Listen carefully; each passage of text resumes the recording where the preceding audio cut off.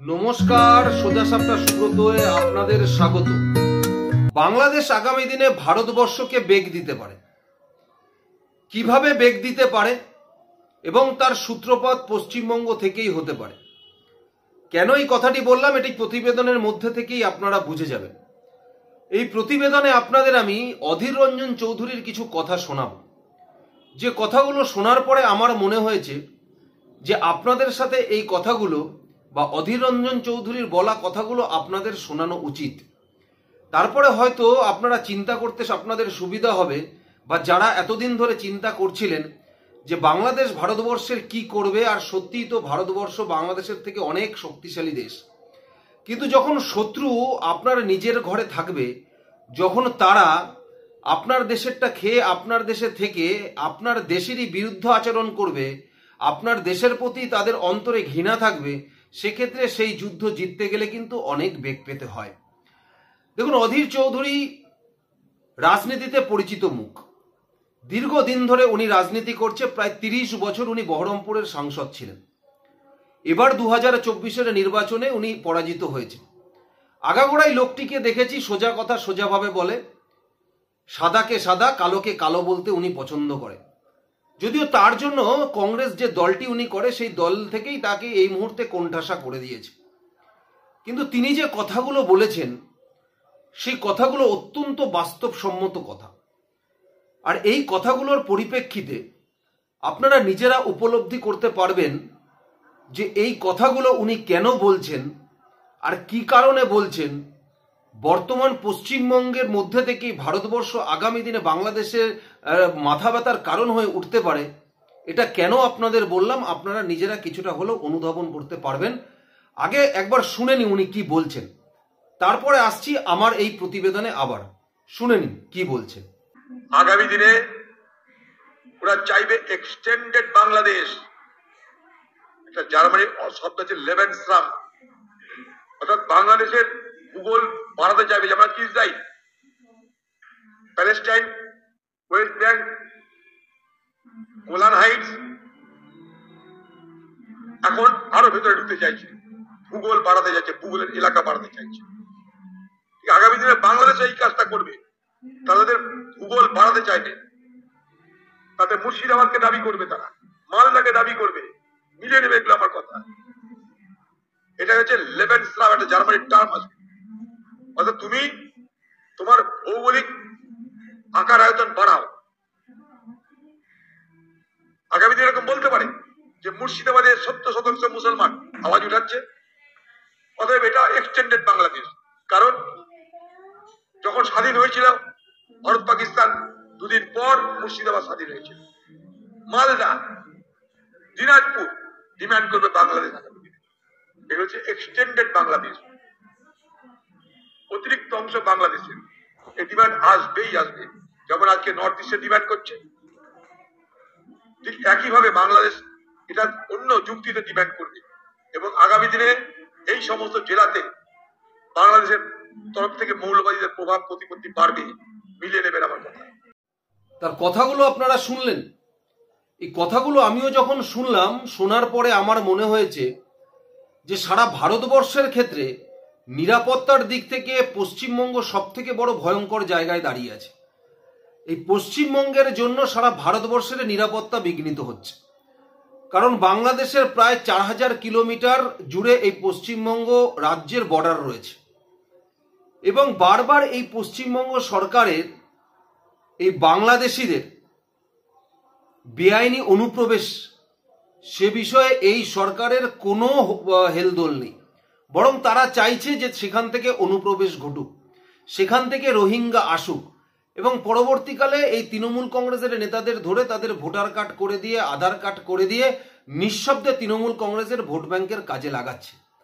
কিন্তু অধীর চৌধুরীর এই বক্তব্যের মধ্যে থেকে আগামী দিনে যে কথাটি উনি বলতে চাইছেন, যে বাংলাদেশ আগামী দিনে দাবি করতে পারে এক্সটেন্ডেড বাংলাদেশ, যার মধ্যে ওরা চাইতে পারে মুর্শিদাবাদ এবং মালদা, দিনাজপুরকে। এখনই ওরা 7 সিস্টার দাবি করছে, কিন্তু 7 সিস্টারে এই মুহূর্তে সম্ভব হবে না। কিন্তু যেটা সম্ভব হবে সেটা হচ্ছে মালদা আর মুর্শিদাবাদ, দিনাজপুর, যেটা উনি একদম ঠিক কথা বলেছে। কারণ বিগত কয়েক বছর ধরে কেন্দ্রীয় গোয়েন্দা রিপোর্ট অনুযায়ী পশ্চিমবঙ্গের মালদা, মুর্শিদাবাদ এইসব চত্বর জুড়ে যেভাবে বাংলাদেশিদের জমায়েত হয়েছে এবং যেভাবে মুসলমানদের জনসংখ্যা বেড়েছে, তাতে হিন্দুদের জনসংখ্যা একদম কমে এসেছে।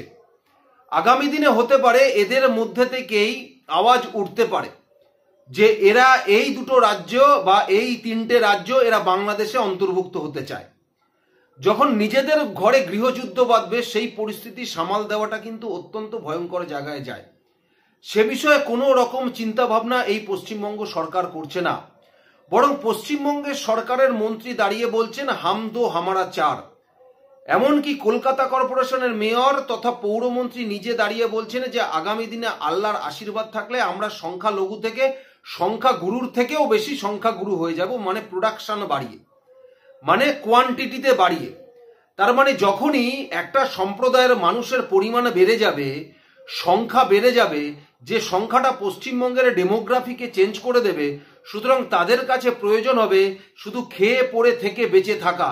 সুতরাং তারা চেষ্টা করবে যে অন্য সম্প্রদায়ের মানুষের উপরে আক্রমণ করা, তাদের জমি জায়গা লুট করা, তাদের বাড়িঘর লুট করে সেই সমস্ত জায়গা দখল করে তারা বসতি স্থাপন করতে চাইবে। এটাই খুব স্বাভাবিক, কারণ যখন দেখবেন তাদের সংখ্যা 10 হয়ে গেছে কিন্তু তাদের কাছে পর্যাপ্ত পরিমাণে সম্পদ নেই, থাকার জায়গা নেই, সেটা মাত্র 3টে বা 5টা রয়েছে, তো বাকি 5টা জোগাড় করবার জন্য তারা অন্য সম্প্রদায়ের মানুষকে মারবেই, অন্য সম্প্রদায়ের মানুষকে তাড়াবেই। এটাই সাধারণ বিষয়। যেমন বাংলাদেশে যেহেতু সংখ্যাগুরু হিন্দু, যেহেতু সংখ্যালঘু হিন্দু, সুতরাং তাদের উপরে নির্যাতিত অত্যাচারের সঙ্গে সঙ্গে তাদের বাড়ি ঘর জমি কিন্তু লুট হচ্ছে। কারণ সেই বাংলাদেশের যা জনসংখ্যা, মুসলমানদের জনসংখ্যা দিন দিন এমন পর্যায়ে গিয়ে দাঁড়িয়েছে, সেখানে দাঁড়িয়ে তাদের কাছে যে পরিমাণ সম্পদের দরকার হয় সেই পরিমাণ সম্পদ তাদের কাছে নেই, যার ফলে তারা সেই সংখ্যালঘু হিন্দুদের উপর আক্রমণ করে তাদের বাড়ি ঘর ধন সম্পদ সব লুট করবার চেষ্টা করছে। ঠিক এখানেও দেখবেন তাই হবে, কারণ মালদা, মুর্শিদাবাদ এইসব এলাকাগুলো মূলত, যে মুর্শিদাবাদে এখন অব্দি দাঁড়িয়ে প্রায় 72% মুসলমান, মানে আর 28% হিন্দু গিয়ে দাঁড়িয়েছে। সুতরাং এই মুসলমান জনসংখ্যা যখন আরো বাড়তে শুরু করবে, সেই সময় দাঁড়িয়ে এরা মনেই করবে যে আরো সম্পদের যখন তাদের দরকার হবে, সেই সময় দাঁড়িয়ে যারা সংখ্যালঘু আছে তাদের বাড়িঘর আক্রমণ, তাদের জমি জায়গা ছিনিয়ে নেওয়া, এইসব জিনিসগুলো কিন্তু ঘটতেই শুরু করবে। কারণ দেখুন, আপনারা যদি একটু লক্ষ্য করেন, মুর্শিদাবাদে বাবরি মসজিদ করবে এই ঘোষণা করেই দিয়েছিল। কিছুদিন আগে বেলডাঙ্গায় কার্তিক প্রতিমা ভাঙচুর হয়েছিল, যেখানে দাঁড়িয়ে ইন্টারনেট পরিষেবা প্রায় 3-4 দিন বন্ধ করে রাখা হয়েছিল। ইন্টারনেট পরিষেবা 3-4 দিন বন্ধ করে রাখা হয়েছিল। সেই মুর্শিদাবাদে দাঁড়িয়ে তৃণমূল কংগ্রেসের বিধায়ক বলে আমরা 70%, ওরা 30% কেটে ভাগীরথীতে ভাসিয়ে দেবো। তারপরে দাঁড়িয়ে পশ্চিমবঙ্গের প্রশাসন কিন্তু কোনো রকম কোনো উচ্চবাচ্য করে না, না তাকে কোনো শোকজ লেটার ধরায়, না তাকে অ্যারেস্ট করে পশ্চিমবঙ্গের প্রশাসন। এবং অন্যদিকে কেন্দ্রীয় গোয়েন্দা সংস্থার রিপোর্ট অনুযায়ী এই মালদা, মুর্শিদাবাদ এইসব চত্বরগুলিতে হিজবুত তাহরির তাদের সংগঠন কিন্তু বিস্তার লাভ করেছে। এই হিজবুত তাহরির যে সংগঠন, এই সংগঠনটা অধিকাংশ দেশে কিন্তু নিষিদ্ধ সংগঠন। চীনে নিষিদ্ধ সংগঠন, ভারতে নিষিদ্ধ সংগঠন, রাশিয়া নিষিদ্ধ সংগঠন, বাংলাদেশে নিষিদ্ধ সংগঠন ছিল, এমনকি পাকিস্তানেও নিষিদ্ধ সংগঠন। এই সংগঠনের মূলত কাজ হচ্ছে ভারত বিদ্বেষী মনোভাব ছড়ানো। এই সংগঠনের মূলত কাজ হচ্ছে ভারত বিদ্বেষী মনোভাব ছড়ানো, ইসলামদের একত্রিত করা এবং তার সাথে খিলাফত চালু করা। খিলাফত মানে শরিয়ত আইন চালু করা। এবং এরা মূলত কাজ করে বিভিন্ন সংগঠন করে বিভিন্ন এরিয়াতে, যেমন কলেজের স্টুডেন্ট, স্কুলের স্টুডেন্ট, বিভিন্ন কোচিং সেন্টার, এই সমস্ত জায়গায় ঢুকে তাদের সংগঠনগুলোকে বাড়ায়। এবং কিছুদিন আগেই কেন্দ্রীয় গোয়েন্দা সংস্থার রিপোর্ট অনুযায়ী এই হিজবুত তাহরির 2টো জঙ্গি ধরা পড়েছিল এই মুর্শিদাবাদ জেলা থেকেই। তারা নাকি দীর্ঘদিন ধরে বৈধ পাসপোর্টে স্টুডেন্ট হিসাবে এদেশে এসে শেল্টার নিয়েছিল মুর্শিদাবাদে, এবং পরবর্তীকালে তারা মুর্শিদাবাদ থেকে মালদাতে যায়, সেখানে গিয়ে তাদের সংগঠন বিস্তার লাভ করে। তাহলে এদের যে এই যে সংগঠন তারা বিস্তার লাভ করছে, যার ফলে মুর্শিদাবাদে যারা বসবাস করছে, যাদেরকে নিয়ে সংগঠন করছে, তাদের মধ্যে যে দেশে তারা বসবাস করছে সেই দেশের প্রতি ঘৃণা বিদ্বেষ তাদের মধ্যে তৈরি হয়েছে। এবং যখনই এটা আস্তে আস্তে বেড়ে যাবে, যে দেশে তারা বসবাস করবে সেই দেশের বিরুদ্ধে ভারত বিরোধী স্লোগান, ভারত বিরোধী নারা, ভারতের বিরোধিতা করা, সেরকম ধারণা যখন এদের মস্তিষ্কে গেঁথে যাবে, তখন এরা এই দেশে থেকে, এই রাজ্যে থেকে, এই জেলা থেকেই কিন্তু তারা আওয়াজ তুলবে, আমরা বাংলাদেশের সাথে যুক্ত হতে চাই। তুলবেই আওয়াজ যে আমরা বাংলাদেশের সাথে যুক্ত হতে চাই। না তখন তারা এই বর্তমান সরকারকে মানবে, না তখন তারা কাউকে মানবে। কারণ তারা খুব ভালো করে বুঝে গেছে যে তাদের যে মেন মোটো, না হলে দেখুন 30 বছর অধীর চৌধুরী 6 বার সাংসদ হয়েছে বহরমপুর এলাকা থেকে, এবং মুসলমান ভোটেই অধীর চৌধুরী জিতত। এটা অধীর চৌধুরী খুব ভালো করেই জানতো, এবং প্রথম থেকে শেষ অবধি অধীর চৌধুরী তাদের বিপদে আপদে পাশে দাঁড়িয়ে গেছেন। সবসময় ধর্মনিরপেক্ষতার নামে রাজনীতি করে গেছেন, কংগ্রেসের সাথে থেকে রাজনীতি করে গেছেন। কিন্তু এবার দেখুন সেই এলাকার অধীর চৌধুরীকে হারিয়ে দিল সেখানকার মুসলমান ভোটাররাই নিজেদের স্বার্থে, নিজেদের দিকে তাকিয়ে, নিজেদের ধর্মের দিকে তাকিয়ে সেই অধীর চৌধুরীকে হারিয়ে দিয়ে বাইরের এক গুজরাট থেকে নিয়ে আসা ইউসুফ পাঠানকে জিতিয়ে দিল তৃণমূল কংগ্রেসকে। কারণ সেই সময় তারা মনে করেছে যে তাদের যে লক্ষ্য, তাদের যে উদ্দেশ্য, সেটা পূরণ করতে গেলে তৃণমূল কংগ্রেসকে জেতাতে হবে। সুতরাং যে দীর্ঘদিন ধরে তাদের পাশে থেকেছে, তাদেরকে সাহায্য করেছে, তাকে মুহূর্তের মধ্যে দূরে ছুঁড়ে ফেলতে কিন্তু একবারও তারা কিন্তু চিন্তা ভাবনা করেনি বা পিছনের দিকে ফিরে তাকায়নি। সুতরাং সঙ্গে ইউসুফ পাঠানকে ভোট দিয়ে তারা জয়লাভ করিয়ে তাদের যে মকসাদ, তাদের যে লক্ষ্য, তাদের যে উদ্দেশ্য, সেগুলো তারা আগামী দিনে পূরণ করতে চলেছে এবং আগামী দিনে তারা পূরণ করবে। আপনারা একটা জিনিস লক্ষ্য করেছেন, বাংলাদেশের পরে যারা যারা মুসলিম অধ্যুষিত অঞ্চলে একটু থাকেন, দেখেছেন কি পরিমাণে জলসা বেড়েছে। যেভাবে বাংলাদেশে মৌলবাদীরা দাপিয়ে বেড়াচ্ছে, সেভাবে এই পশ্চিমবঙ্গেও কিন্তু মৌলবাদী কার্যকলাপ বৃদ্ধি পেয়েছে। মৌলবাদী কার্যকলাপ বৃদ্ধি পেয়েছে, দিকে দিকে একাধিক জায়গার জলসার পরিমাণ বেড়ে গেছে। যেখানে মৌলবাদীরা এসে তারা ভাষণ দিচ্ছে, যে ভাষণের মধ্যে থেকে ইসলাম খাতরে মে হে, ইসলাম মুসলমানরা খাতরে মে হে, তাদেরকে ইউনাইটেড হতে হবে, ইসলামকে বাঁচাতে হবে, ইসলাম খাতরে মে হে, এইসব কথা বলে মুসলমানদের মধ্যে ইউনিটি বারবার বাড়ানোর চেষ্টা করছে এবং যার ফলে তারা হিন্দুদের শত্রু বানাচ্ছে বারবার। এটা আপনারা যদি একটু লক্ষ্য করেন, তারা আপনারা এই রাজ্যে লক্ষ্য করবেন। এবং বিশেষ করে মালদা এবং মুর্শিদাবাদ, এই বহরমপুর জুড়ে এই জায়গাটা একদম হাতের তালুর মতো চেনে অধীর চৌধুরী।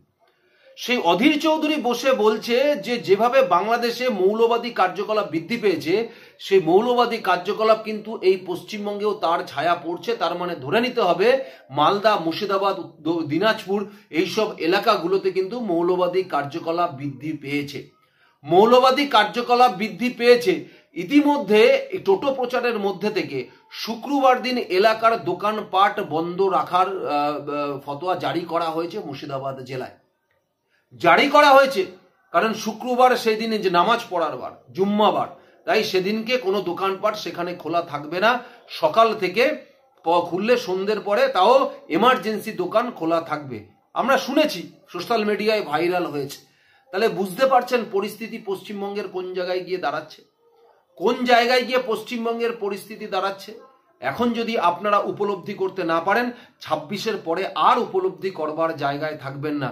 যে যে জায়গায় 30%, 20% হিন্দুরা এসে দাঁড়িয়েছে, দেখবেন সেখান থেকে 26-এর পর আস্তে আস্তে চলতে শুরু করবে।